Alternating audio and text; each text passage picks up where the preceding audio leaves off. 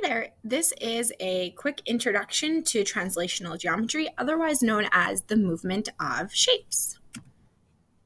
So when we talk about translational geometry, we have to be able to talk about where our vertices or our points are of our shapes so that we can record them.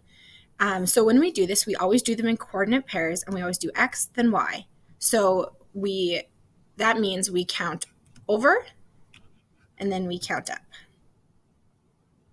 Maybe. There we go.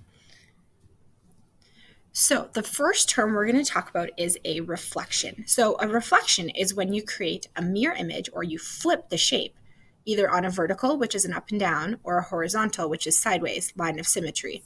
We will also call this our mirror line.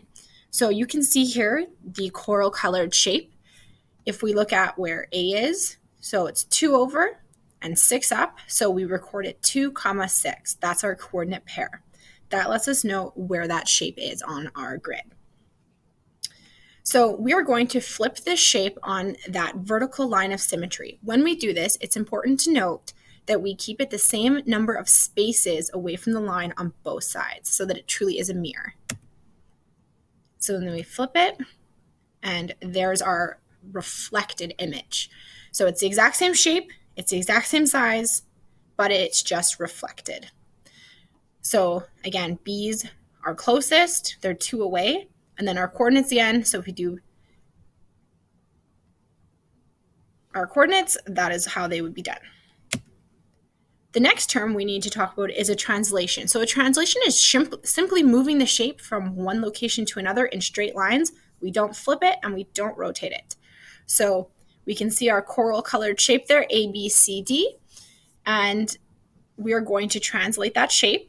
So when you do this, it's important you pick one point and you count rather than trying to, so lots of kids will take the shape. So let's show our new shape here. So if I take point A here and I count, it's 1, 2, 3, 4, 5, 6 over, and 1, 2, 3, 4, 5 up. I need to do that for all 4 points on this shape. I can't just guess where it's going to be. You need to make sure it's the same. So you need to count for A, then you need to count for B, then you need to count for C, and you need to count for D, and they'll all move the exact same number. That's one of the biggest mistakes that kids will often make, is not counting all 4 points or the number of points on the shape that you're moving.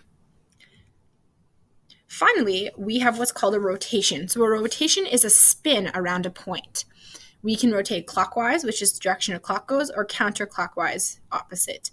Sometimes you'll see them rotated by 90 degrees or 180, but that's more of a grade 6 concept. So for us, we're going to focus just on clockwise or counterclockwise.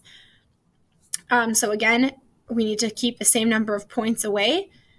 And these ones I find pretty tricky without a clear, transparent piece of paper to move. So here's our rotation. I rotated this one clockwise a half a turn. So a quarter would be here, and a half is over here.